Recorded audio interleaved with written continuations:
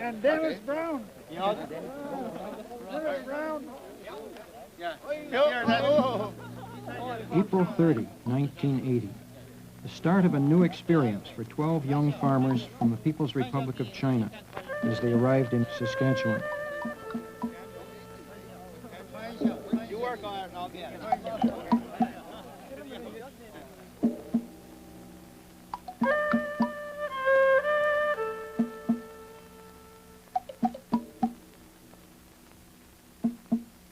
It had all begun a year earlier, following a visit to China by Lauren Dietrich of the Matador Co-op near Kyle. He was struck by the soil and climatic similarities between Saskatchewan and China's Inner Mongolia region.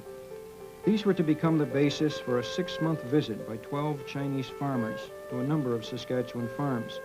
This would, Dietrich figured, help the Chinese farming, as well as help foster friendship and mutual understanding between China and Saskatchewan, to sow the seed.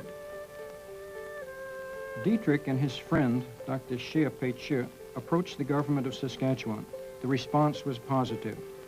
From then on, negotiations were carried on between the Saskatchewan government and the Chinese Ministry of State Farms and Land Reclamation.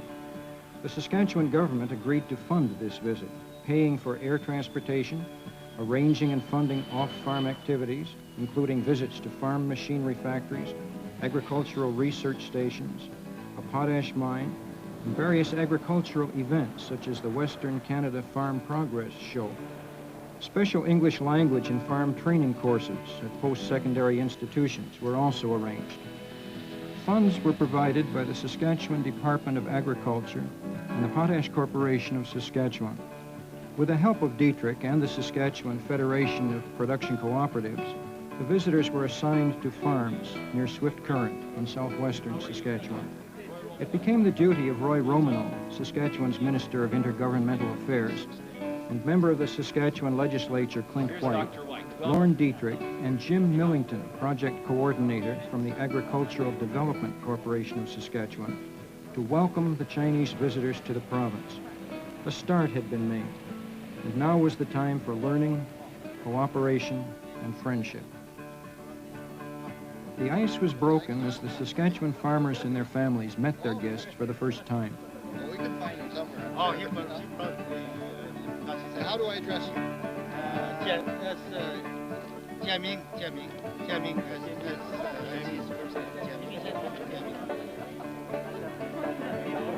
It was an outdoor picnic on the Carl Van Meer farm at Earl Grey, much like a Saskatchewan homecoming. A festive mood, and for the Chinese visitors, the introduction to the first of many Western Canadian customs and traditions, beef from a pit barbecue.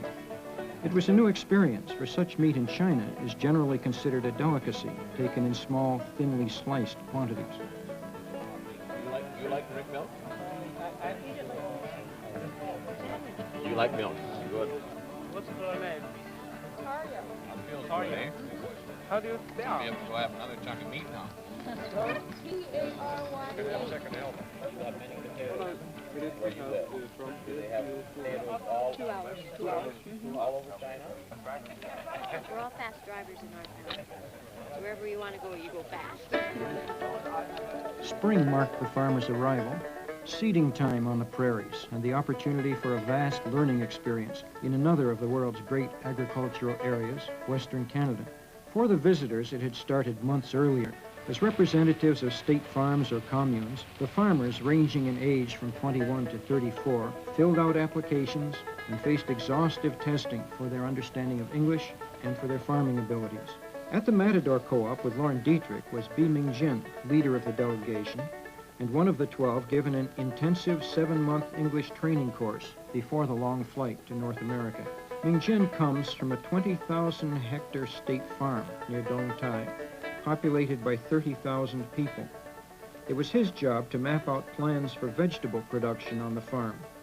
For him, the Matador Co-op was an introduction to another unique Canadian farming experience, and it was a visit that would foster friendship, learning, cooperation, and good times among Mingjin, Lauren Dietrich, and the other families living at the Matador Co-op. This is a very high-level mission.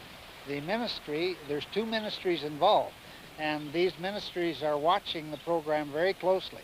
And I'm sure that when our guests go back to China, that their experience will be of great value to the ministries that they represent.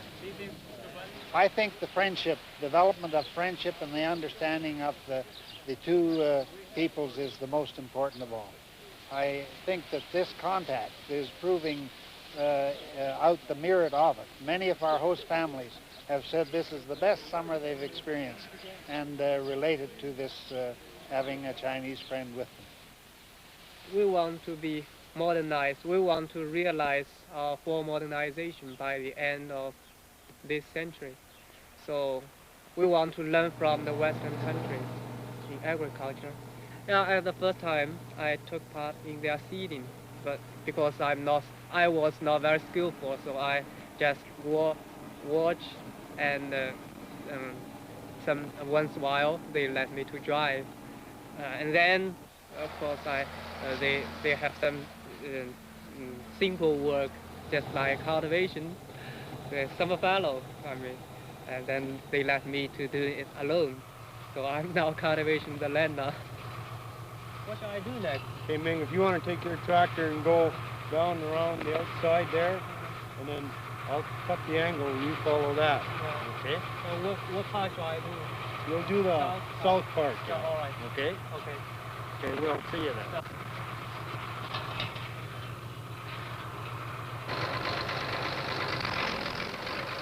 Ming, some mail came for you today. Some books, I think, from university. The textbook. Department of Education. Yeah. You see, today I have another question. I want to study their books, and I try to study their financial statement and compare their income, their expense, and everything to the average level, and find if they are doing a good job now. Can you explain why? What's the reason?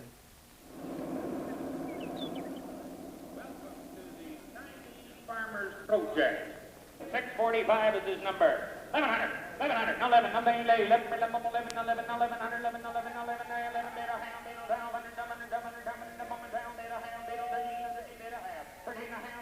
Swift current in southwestern Saskatchewan and a spring bull sale. Another western experience as the cries and chorus of the auctioneer to a packed house at an indoor bull sale marked the first of many off-farm activities.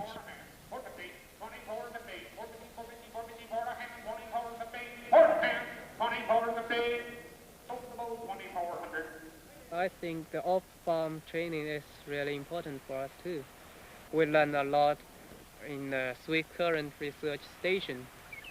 You see, they gave us some material about their results of research. This is really a plant research station, not an animal station. With the sheep that we're now looking at, we are primarily interested, our first interest is in different types of forage grasses.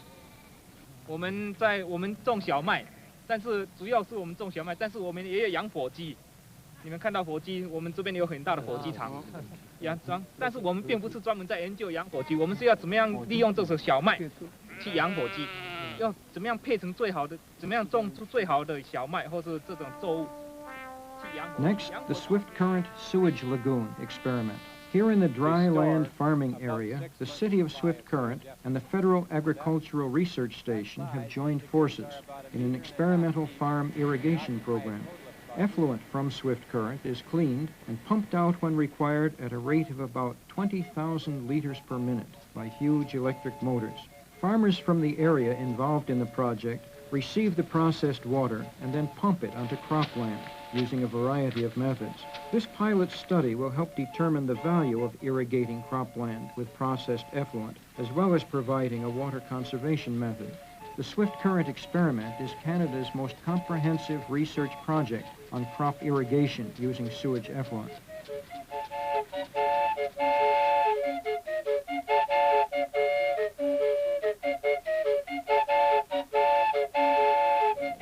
Back in Regina, the Western Canada Farm Progress Show, the country's world showcase for agricultural technology. Here the emphasis was placed upon displays from Saskatchewan's agricultural machinery manufacturers, including Morris Rodweeder, Friggstad, Sekundiak, Degelman Industries, Flexicoil Limited, and Leon Manufacturing Limited. This provided the opportunity to study the latest in agricultural technology and at the same time promoted spirited discussions.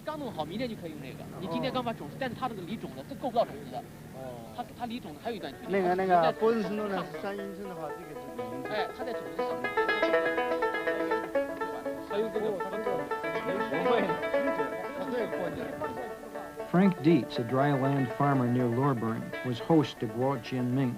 Home for Jianming is a state farm with 60,000 people near Changsha, a farm that specializes in raising rice, cotton, and sugarcane. The visit was a learning process for both Jianming and the Dietz family. I've learned a lot of things in terms of communication, particularly from Chinese to English, and of course my friend is excellent in reading and writing English, but speaking, of course, is another process. However, he's getting better day by day, but that's been an interesting process, and of course, because of the communication barriers, we've had you know, problems in communicating on various things, and particularly technical things, but we're getting there now. They're already loose, aren't we? Lucky. He's been doing a lot of studying. We've found a lot of technical books and so forth that we've given to him to study, and he enjoys that. And he's read the PAMI reports from the different machinery, from the Machinery Institute and this type of thing. So we've concentrated on the technical rather than the operational. Okay. Good, eh? How about it? It's okay. Mr. Frank Dietz has given me some very important information. Some PAMI textbook, sales manual. I think that's very important. After we go back to China, I will use that book, the information, to fix some implements, how to maintain tractor and agricultural machinery and implements. I think this is very important. Must can translate from English into Chinese. Then we can fix the tractor, implement, and so on. Like this, up to here. See? And then if you want to flip the page, flip to another one here. See? And that. Okay. Either starts. One of the most important parts of a diesel engine, the care and maintenance of a diesel engine, is to have clean fuel. And occasionally, when the visitors weren't on the farm, they were back at school, this time in Saskatoon. For the agricultural machinery specialist, Kelsey Institute beckoned with farm mechanic sessions. It's filtered again, comes back to the pump, into the main chamber of the pump, where all the plungers are located. And this is the fuel filter, right? That's the fuel filter, yes. And you got two. Right. And do they do the same work? One used the filters of fuel on the primary pump. For others, there was information to be gleaned at the University of Saskatchewan's dairy livestock farm. The typical milking system that the university has here, it gives you a pretty good idea of just how the milking system works. We've talked about the importance of the different parts of the milking machine, the rubbers, how important it is to make sure that they're in good condition and so on. Now, are there any questions you want to ask me about what you've seen so far? I'm wondering, what's the yield per cow? The yield per cow, the university's dairy, is one of the highest producing dairies in Saskatchewan. It's probably second or third. The breed class average, or BCA as we call it, is around 165 or 70, if I'm not mistaken. So it gives you some idea. It's a really high-producing dairy. Plant scientists at the University of Saskatchewan have been involved in an experiment aimed at controlling wheat rusts and other plant diseases familiar to plant specialists from China, like Liu Chuhua and Biming Jin.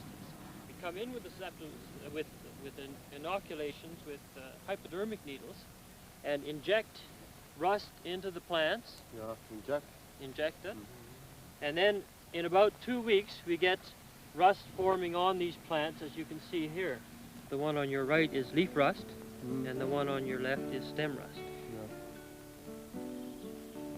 Liu Xiuhua from Heilongjiang in northeastern China and Zhang Qiao from Peking spent their 6 months as guests of Hartley Sommerfeld, a cattle operator from the Saskatoon area who also runs a custom alfalfa operation near Outlook.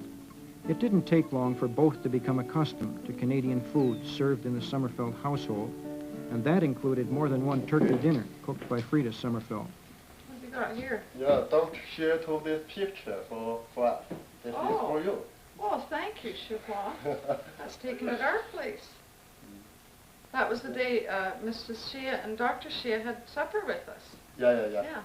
Last day. Yeah, on a Sunday. Very beautiful, I think. Very nice picture. Yeah, that's good. Do you need this one? And there was ample opportunity to learn about and work on farm equipment. Zhang Qiao explains.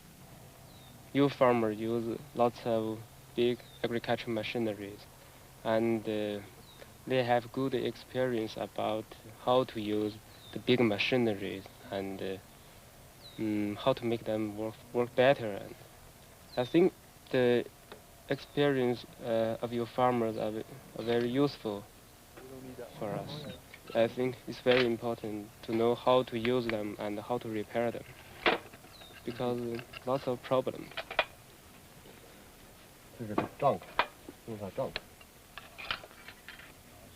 been doing a lot of repair work and a lot of field work as far as raking and stuff like that goes. And of course, they've learned how to drive tractors and trucks and what have you. Anything on the place now, they can just about run.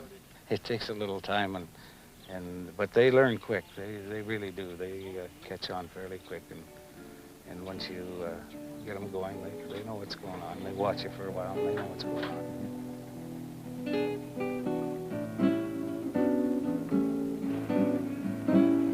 Because of the intensive agricultural base in China, the use of fertilizer often is a necessity. It's a subject most familiar to Liu Xiuhua, a plant breeder.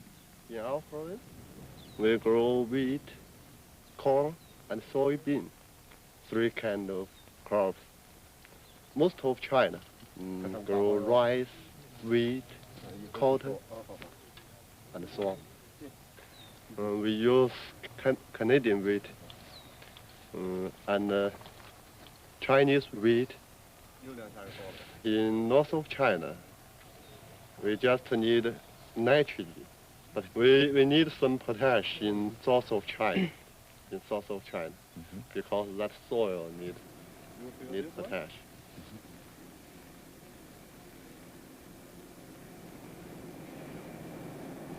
Okay, let's go down. In 1980, the first ever long-term potash agreement was signed between Saskatchewan and the People's Republic of China. Saskatchewan will export between 650,000 and 800,000 metric tons of potash per year for 3 years. This will be worth $200 to $500 million over the 3 years. China is now Saskatchewan's major market for potash. So it was logical that the Chinese visitors tour one of the huge developments owned by the Potash Corporation of Saskatchewan. They were taken to a mine at Lanigan, whizzed 1,000 meters down a shaft by elevator, then driven 2 kilometers to the mine face. It was a rare experience to see the raw material bored out of the earth and then shipped to the surface for processing. This here is a Goodman borer. You've seen the 2 big rotors. They are the ones who turn and penetrate into the face. As the ore is broken, it comes through the center of the machine and comes out on the back end. The power for this machine is electricity with 4,160 volts coming down in the cable what feeds the machine. It's enough to light a house up for a couple of years. If you want the demonstration now, you're going to start the borer up, and you're going to do some actually cutting on the side. Then you can see what the machine will do and what it sounds like.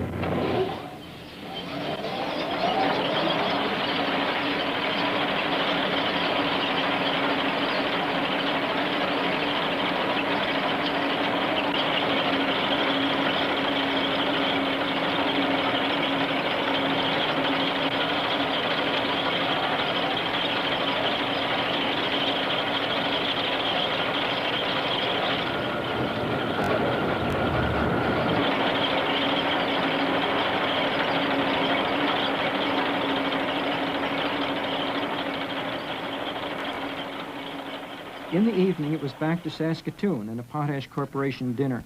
David Dombowski, president of PCS, outlined the need for such exchange projects if the food-producing nations of the world are to make the best use of available resources.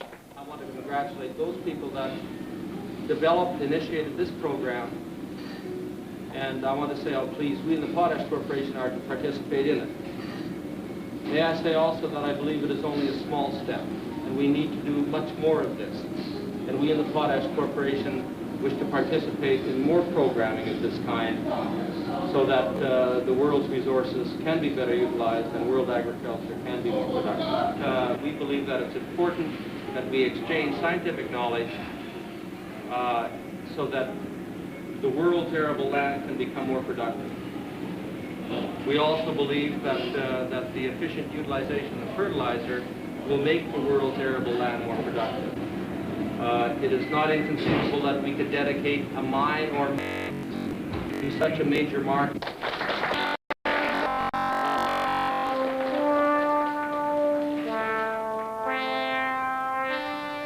At various times, tours were arranged to manufacturing firms in the province. Fairford Industries in Moose Jaw is a world leader in skin support structures. In other words, steel buildings easily adapted to agricultural uses. Low-cost, high-quality buildings providing a maximum amount of space using a minimum amount of steel. The significance of the Fairford building also lies in the simplicity of construction. On this day, Jim Hutch, Vice President of Marketing and Operations, provided the guided tour. Then we shape it like this, and then we have one more operation, and we're ready to put up a building. We take it to the corrugator and give it the pressing gently. We're forming that metal. We're not hurting the metal. It keeps its structural strength. And so we get different shapes out of that machine. We can go to a 12-foot wide building or 100 feet, okay? 4 meters or 30 meters. You have all of that equipment. The only thing you don't have is that piece there, the corrugator. That is ours, and that's what we're talking to your people over there about, possibly buying that kind of equipment, and someday you'll see these buildings in China.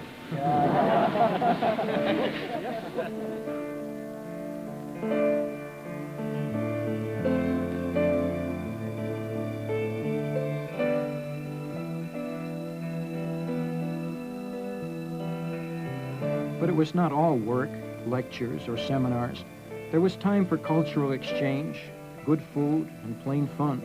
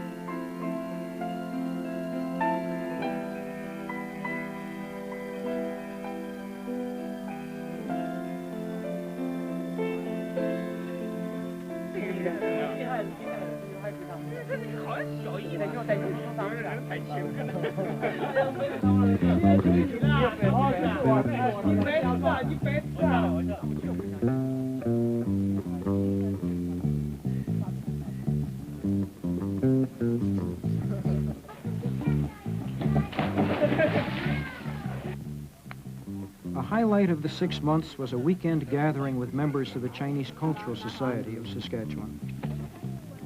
And an afternoon picnic allowed the opportunity to chase after that novel North American toy, the Frisbee.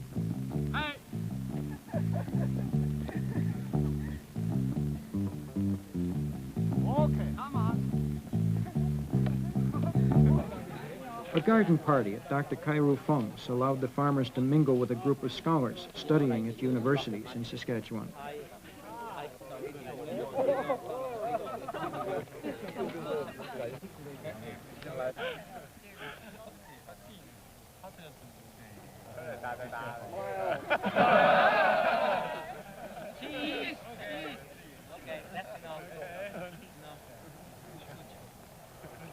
All the while in Canada, the visitors from China attracted the attention of newspapers, radio, and television reporters, whether it was to report on agricultural classes they were attending, or, as in this instance, a birthday party. This is V's 25th birthday, and his first birthday party since he was a boy. He says he's been lucky. He is Lorne and Kay Dietrich's guest. But when he returns to the State Farm in China this fall, he will feel as if he has all the members of the co-op for his family. Eve Savory, CBC News, Kyle, Saskatchewan. The final activity was a farewell dinner in Regina. Doug MacArthur, Saskatchewan's Minister of Continuing Education, presented each of the visitors with a merit award in agricultural education and field competence. And from Dave White, producer of the film for SASKMEDIA, as a reminder of their days in the province, a map of Saskatchewan showing the location of the Canadian farms. The final comment was made for the Chinese farmers by Biming Jin. I think time goes really fast. 6 months has already passed, and I can clearly remember that when we first come, we really know nothing about Canada, especially Saskatchewan. We even can't pronounce Saskatchewan, this word, correctly.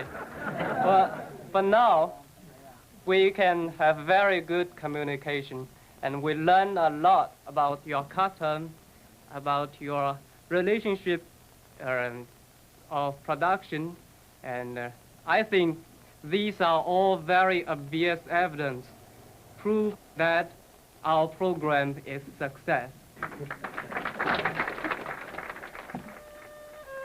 When Lorne Dietrich and Dr. Xie and the government of Saskatchewan developed this idea, it was based upon a philosophy of friendship, that the Saskatchewan farmers, as friends to their guests from the People's Republic of China, would provide unlimited agriculturally related experiences. Let them discover the cultural, economic, and agricultural similarities, differences, and contrasts in lifestyles.